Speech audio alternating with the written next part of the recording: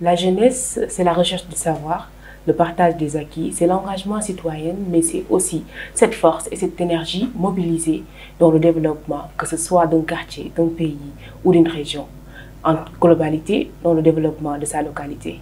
Aujourd'hui, j'ai le plaisir de recevoir un jeune qui répond à tous ces critères, qui habite à Yoff et il s'appelle El Mamadou Ndoye. El, bonjour.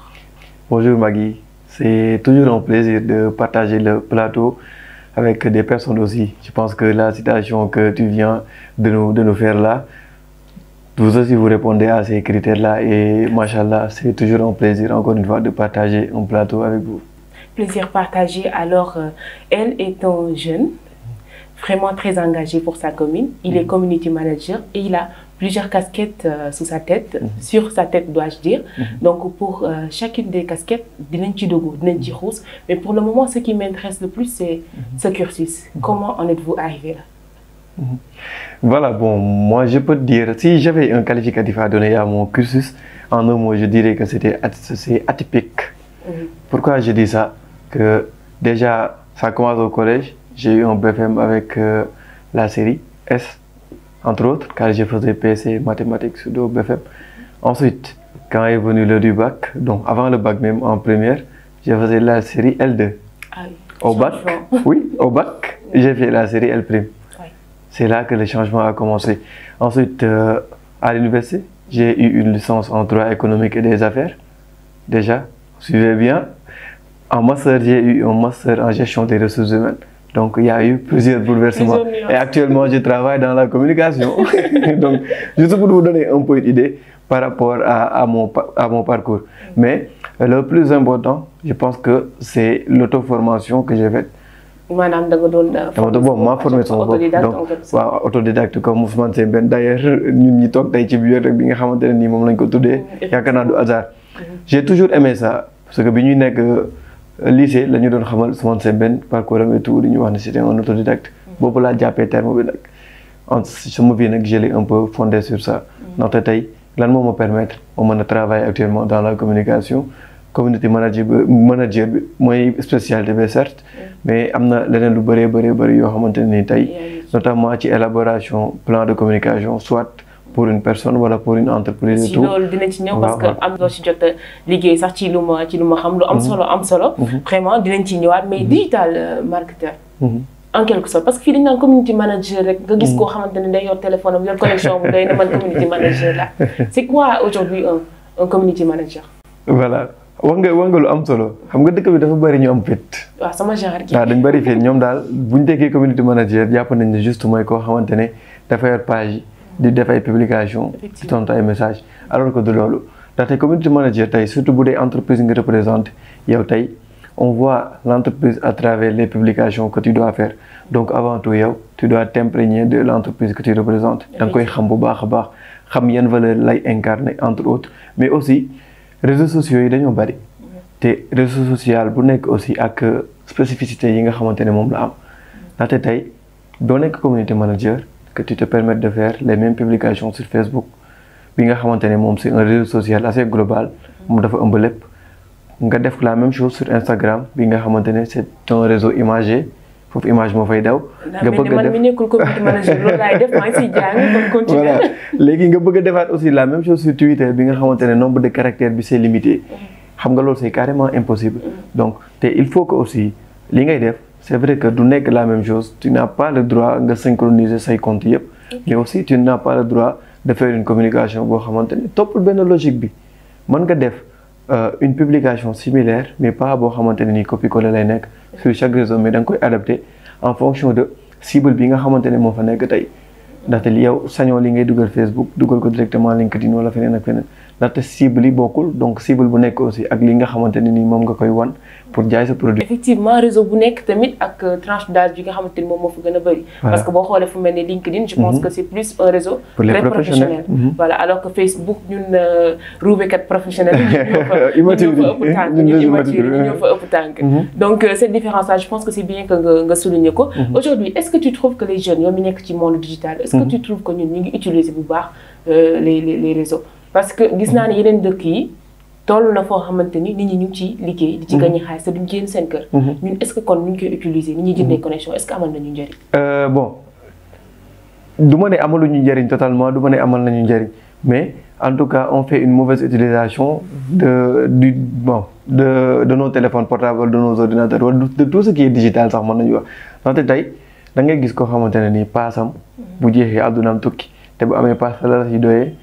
tooñu ma kenn mais dem TikTok xoolay vidéo reetaan wala dugg Instagram xoolay image yoo xamante ne ça nous avance absolument à rien mais tey ak 2000 francs je dis n'importe quoi yi ngay investir ci pass boo am di ko utiliser nga xam tey am na ñoo xamante ne ils sont au Sénégal loolu la ñuy def mais de l'autre côté ils y gagnent leur vie 2000 francs la ñuy investir mën nañu wax par mois mais dañ ciy am loo xamante ne nii ça se chiffre à des centaines de milliers de francs yoo xamante ne moom la ñu gagné seulement grâce à ça ndaxte tey dañuy utiliser pass bi di utiliser ay banque d'image yoo xamante ne nii c'est gratuite utiliser des logiciels yoo xamante ne wala application yu gratuit pour en faire quelque chose dem YouTube suivre ay tutoriels am Photoshop par exemple nga am Photoshop dem YouTube suivre ay tutoriels mu jàngal la nan ngay utiliser Photoshop nan ngay defaree logo nan ngay defaree affiche nan ngay defaree carte de visite et cetera léegi yow nga dem commencé ko lijjanti demaat ci ay marché yu ndaw ak ndaw wala ngay defar commencé defar ñi la wër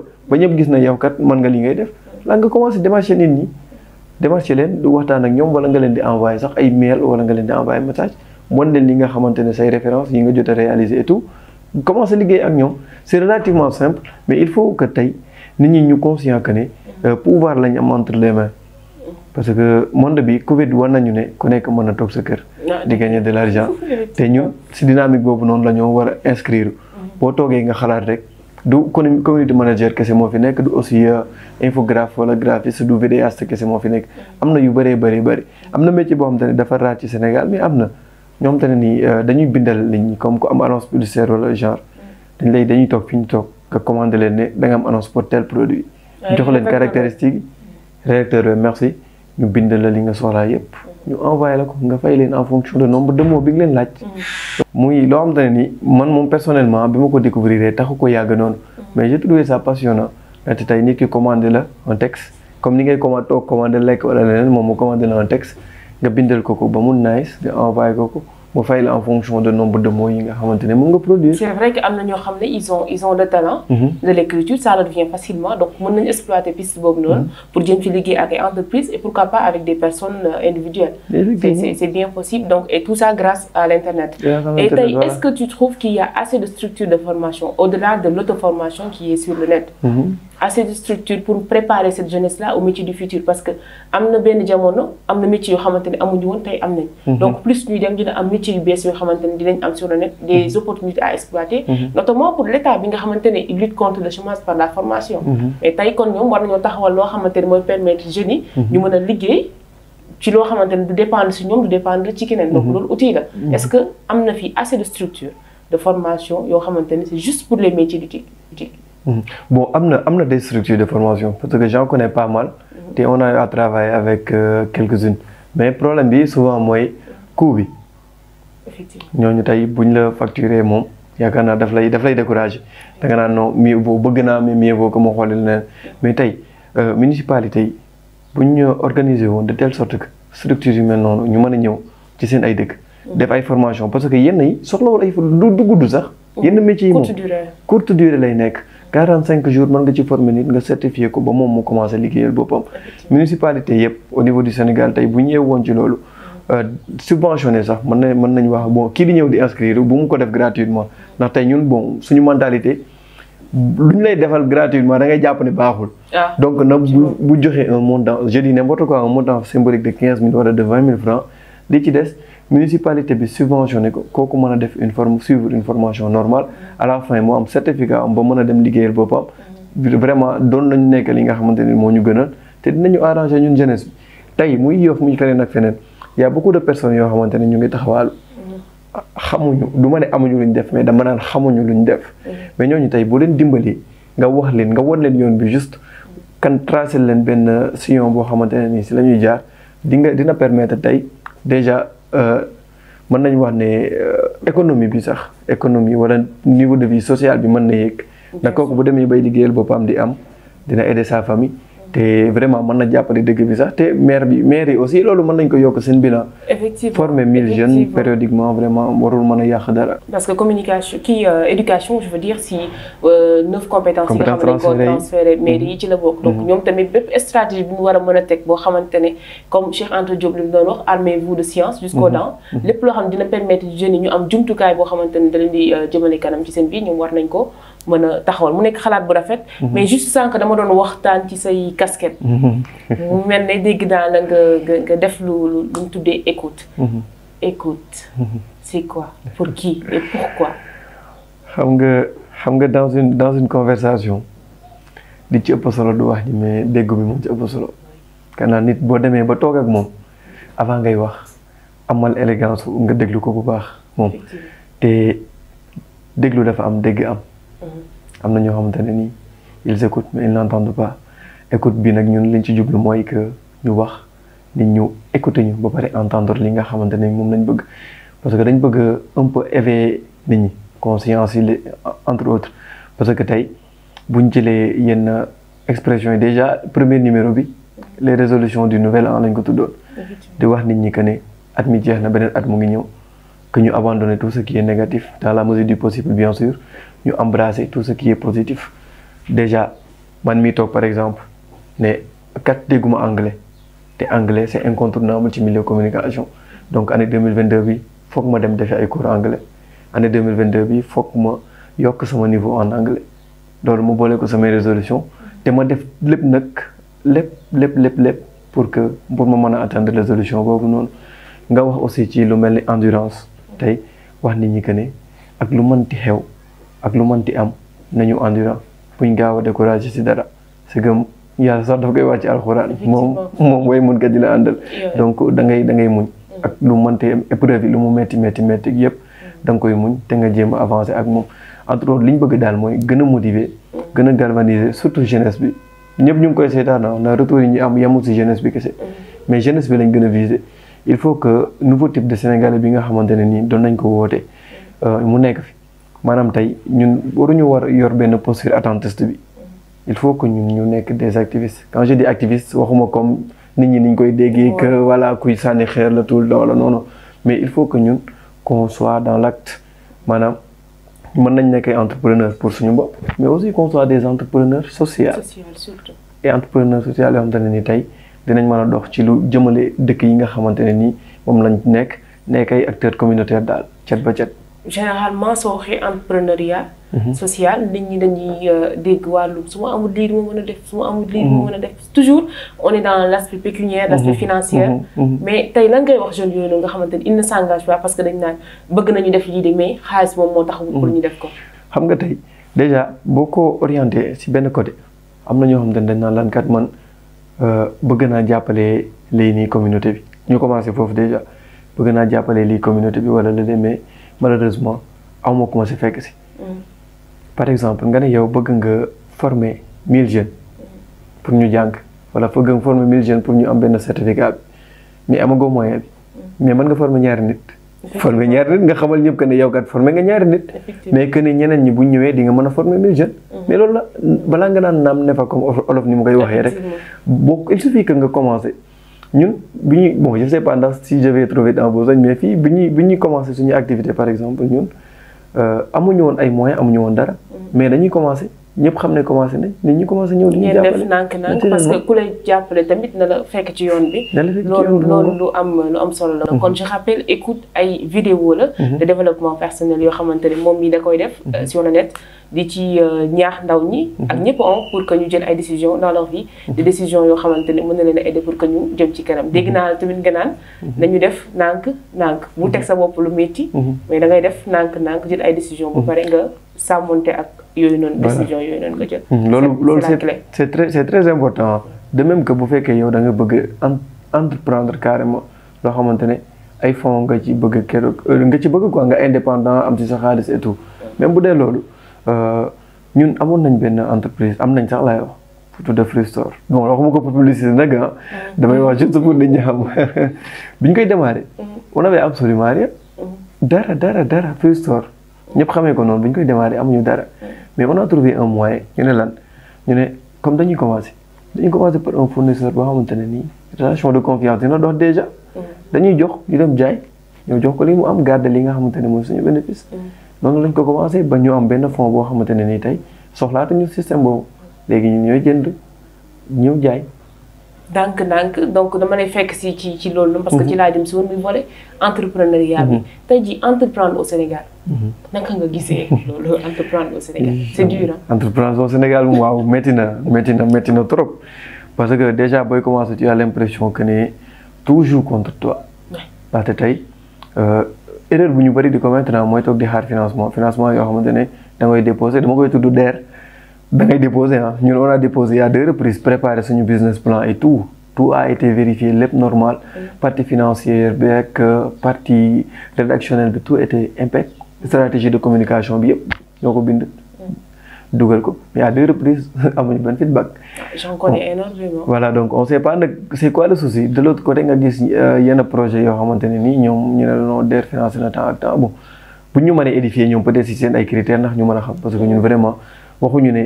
on a produit un travail parfait ndax la perfection n'est pas de ce monde mais quand même jege woon na ko mais doo am retour bu dul DER ak yeneen yëpp structure yu bari daal da nga leen di jéem a approcher pour financement yi mais doo ko am loolu moom bokk na ci premier frein yi mais toujours rek dem ndànk boobu noonu moo la ciy génn maanaam nga am capacité wu dem sans pour autant que nga leen di xaar ñoom loolu mooy premier aspect bi deuxième aspect bi mooy malheureusement da ngay démarrer nekk ci benn milieu ñi la war a jàppale ñoo la doon jàppale xam nga tey à travers la magie du clic yow mën nga jàppale nit te doo ko jox 1 franc.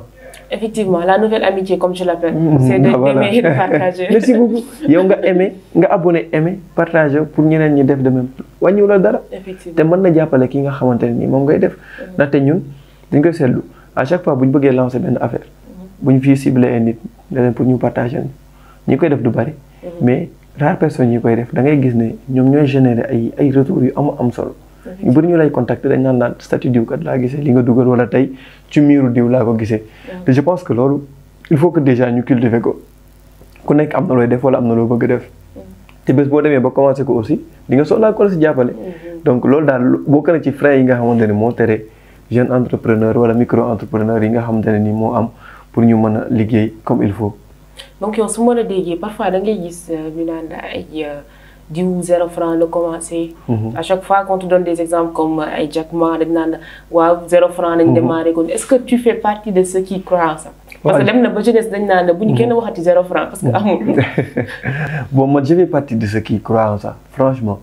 je fais partie de ces personnes là ndaxte tey man li ma gën a bañ. xaw ma défaut la xaw ma lan mooy di dépendre si nit pour quelque chose. man je me dis que boo déposer ces structures déjà c'est normal. mais boo amul financement bi amoo pour def leneen jéemal xool yow moyen bi nga am parce que bul bëgg rek xëy rek tabax immeuble bu 10 étages am na lu ko jiitu benn fondement bu dëgër boo xamante ne tey moo lay permettre nga supporter ko donc tey il faut que nga mën a xam ne c'est un pas après nga tegaat beneen bon somme de petits pas yooyu noonu nga sànq wax ci benn vidéo écoute ça somme de petits pas yooyu noonu moo lay permettre tey nga atteindre ses objectifs tey bu dee nga démarrer Free Store te kat yow à la fin benn dépôt bu mag nga bëgg pour benn entrepôt bu mag nga bëgg pour say fruits mais aussi nga amaale say propre tool au lieu que ngay dem di jëndi yow ngay fournir sa bopp di jaayat li avant ngay àgg foofu dafa am processus. effectivement processus mooy comme li ma la wax noonu rek commencer par dem di jël produit yu jàmbur di ko jaay après di fay ba commencer dëgër am sa clientèle de former là ngay gravir petit à petit des échelons. événement yi aussi nga si profiter di booster sa kii ku nekk daal en fonction de. boobu ba léegi fruit laay wax peut-être ci laa gënoon nekk mais ku nekk daal si sa en fonction de kii bi nga nekk boobu domaine bi. nga mën a teg une stratégie de communication adaptée à ça. est-ce que du parfois du problème de stratégie boobu noonu mooy posé wu. parce que parfois da nga gis koo xamante ne am na envie def. mu ngi def mais. stratégie la amul pour def peut-être amul kenn koo xamante ne autour de lui war na ko mën a jàppale de manière stratégique même parfois sax côté financement yi ñuy waxee au tout début daan nañ joxe financement mais entreprise yi ci ëpp dañ daan daanu au bout d'un mois au bout d'un an maximum dañuy daan parce que stratégiquement pare wuñ dëgg daan loolu mooy loolu dafay wane beneen affaire rek nit waroon ñoo di self made man ba jàpp ne moom mën na def lépp moom kese sans pour autant kenn jàppale ko loolu moom yaakaar naa c'est limite utopique. même booy dem soxla nga conseil. effectivement te conseil yooyu moo lay permettre nga mën a teg stratégie comme ni ma ko waxee léegi rek en fonction de domaine bi nga xamante ne si nga nekk te am na ñu fi nekk ñoo xamante ne nii tey ce sont des personnes très très très très généreuses ci ay xalaat ci lu mu mën di nekk ñooñu boo leen jegee nga laaj leen nga wax leen lii ak lii laa bëgg a def waaw léegi nag yoon laa bëgg pour mën a atteindre loolu ñoom dinañ la teg ci acte comme ni ñu koy waxee. léegi yow nag. lii ci des nag la balle sera dans ton camp. di nga xam naka nga si mën a demee pour que yow aussi nga mën a réussir loolu mais man li may bañ mooy toog non man lépp mën naa ko defal sama bopp. parce que tey bu dee da ngay démarrer que tu ne maîtrises pas les réseaux que mënoo defaral sa bopp ay créa yi autre ak yooyu noonu yëpp ba pare nga ne da ngay démarrer quelque chose de digital vraiment tu risques de te casser les dents. ça va être compliqué ça va être très compliqué moo tax il ne faut pas que ñu rëy laaj. il faut pas que ñu rëy dem vers les autres. pour ut ay xalaat pour mën a avancer loolu suñu mbir. également entre jeunes ñuy faral di def comme si je t'entends bien complémentarité man am naa xalaat. élage mën na def lii. sama koñ am na keneen ku mën koo xamante ni yàlla may na ko ci wàllum njaay moom bu muy jaay day jaar donc qu'on fasse une association. donc entre jeunes pour se compléter. man souvent sax beneen expression laa utiliser mooy synergie des compétences. effectivement il va falloir que ñun ñu def synergie des compétences. ndaxte tey bu fekkee ne par exemple man dama bëgg a lancer une agence de communication. man ce que je maîtrise mooy les réseaux wala la communication classique comme ni ñu ko xamee ma am koo xamante ne ni moom kii la rédacteur la moom tout ce qui est rédaction moom rek la man keneen ki nag moom c'est un vidéaste c'est un infographe au lieu que ku nekk di dem liggéeyal boppam. trois yooyu noonu gis nga. buñ fexee daal ba réunir ba travailler ensemble. si ak njub aussi parce que njub gi moom tant que ñëw nekk fi moom ay caaxaan képp la ñuy nekk mais ci ak njub.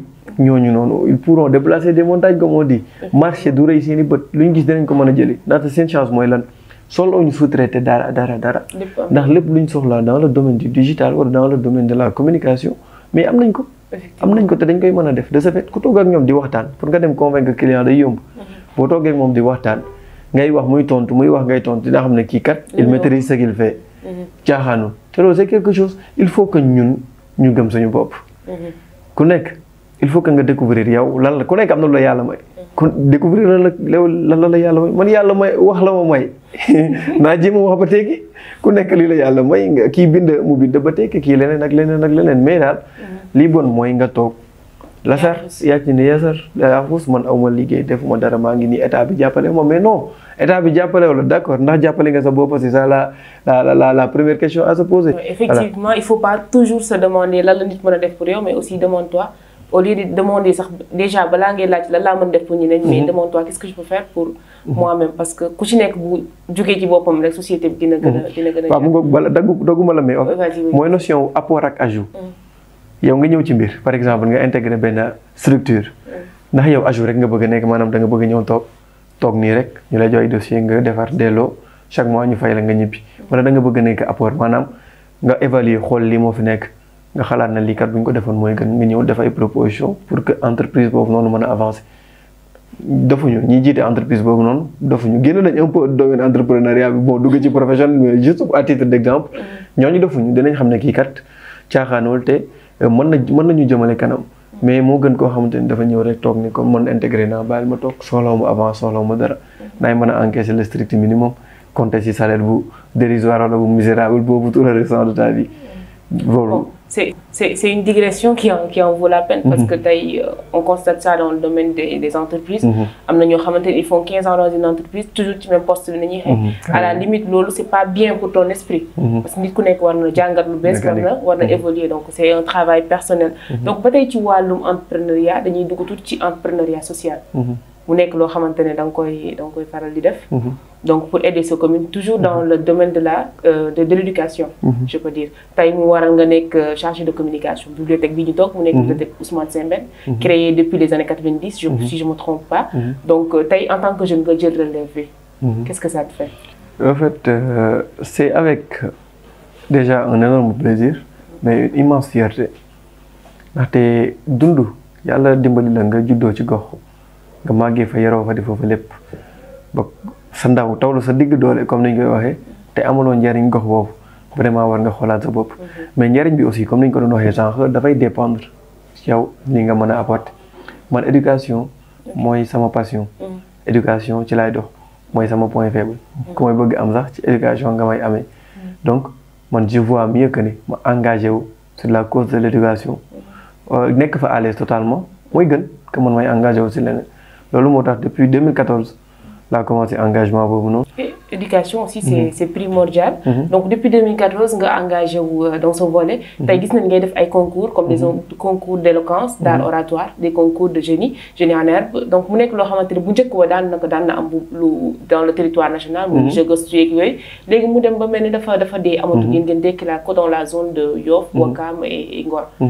C'était quoi le but exact? D'accord, en fait bon jeu gëstu bi benn la ci. tant que J lañ ko tuddee woon quoi tant que J. G bi comme les génies de tank quoi anglais concept bi noonu lañ ko indee woon mais avant boobu am na boo ma ko permettre rek am na benn rakam bu fi nekkoon. mën nañu wax na moo ko jiitu woon muy le concours d'éloquence. lan moo indi woon concours d'éloquence bi parce que ñun yàlla daf ñu dimbali woon doon nañu woon créer benn activité par hasard dañ doon toog xalaat dañuy xool dans le monde de l'éducation lan moo manqué Yoff ñu ne nañ ko indi ñu xool ne fii kat le niveau de français est très bas ñu ne nañ def de telle sorte que ku ko bëggee ku ko bañ mën a wax français ndax même buñ bañee français mooy suñu langue officiel moom la ñuy communiquer donc nañ ko def loolu moo ko indi woon mais bu dee génie de tank bi dañ gis woon ne les étudiants ak les élèves tendent moins vers la recherche du savoir wala am benn culture générale ñu nag dañ leen bëggoon éveiller wax leen njëriñu culture générale ndax tey di nga dem sax entretien pour départager leen ay questions de culture générale mën nañ leen ko poser. donc loolu donc c'est la différence entre ki nga xamante ne day jàng juste pour am moyen ak ki nga xamante ne day jàng pour mën a intégrer dans le monde. Donc mu nekk loo xamante ne lu am solo la. ñu ngi may signaler que ni on a un souci de temps. juste ñëwaat ci wàllu politique. brièvement nga nekkoon ci wàllum politique bi. engagé wu ci également donc en tant que jeune ren ñu gis ne ci mairie yu bëri am na renouvellement générationnel notamment si zone Yoff bi. tey ban lecture nga am ci loolu noonu. bon lecture bi moo ci am juste mooy que il faut déjà que mag ñi nangu ko ne dafa am alternance générationnelle. il le faut. buñ ko nangul dañuy malheureusement dañuy nekk en conflit ak jeunes yi te loolu vraiment jaru ko. quoi qu'on puisse dire ñoo ne sang bi ñoo leen gën a nekk au diapason ñoo leen gën a xam li xew ñoo leen gën a maîtriser monde bi. parce que ñun magie du clic bi ma doon wax sànq moom lañ maîtriser. en un temps record xam nañ li xew en un temps record mën nañ defar ay affaires yu bari. il faut déjà que mag ñi nangu loolu beneen bi mooy il faut que jeunes yi ñun nangoo jël suñu responsabilité buñ nangoo nekk ci mbir ñu ñuy reléguer toujours au second plan. nañ nangoo affirmer wu nañ nangoo jël suñu responsabilité mais avant boobu il faut que ñu maîtriser aussi sujet yi nga xamante ne nii moom la ñu war a aborder. on est censé entrer dans la politique il faut que ñu xam la mooy politique d'abord. il faut que ñu xam à quelle fin la ñuy politique ndax yow da nga ñëw politique pour enrichir tes poches bu boobaa xamal ne yow tu as complètement trahi wala da nga ñëw pour jàppale gox yi nga xamante ne nii tey foofu nga nekk.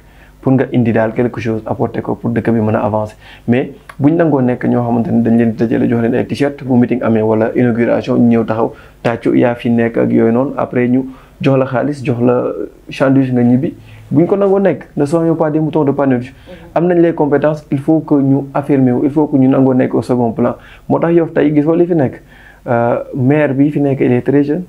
Son directeur de cabinet aussi il a 32 ans. Équipe municipale bi c'est constitué de jeunes ay jeunes ñoo ko wër. La jeunesse pour résoudre le problème de la jeunesse. kese parce que tout ce qui se fait sans nous, Ah, pour nous et contre nous. Mais Donc c'est avec plaisir, Elhadj, que je vous ai reçu dans cet épisode de Au micro avec. Vraiment, c'est avec un grand plaisir. Plaisir partagé. Voilà, parce que nekk nga ndaw boo xamante ne tey jii ku seetaan jotaay dina xamante ne ni toogoo benn yoon yaa ngi ci di construire loo xamante ne day jëmale non seulement sa gox kanam, mais aussi les jeunes qui sont là. Donc di la remercier bu baax di la jaajëfal. Inchallah.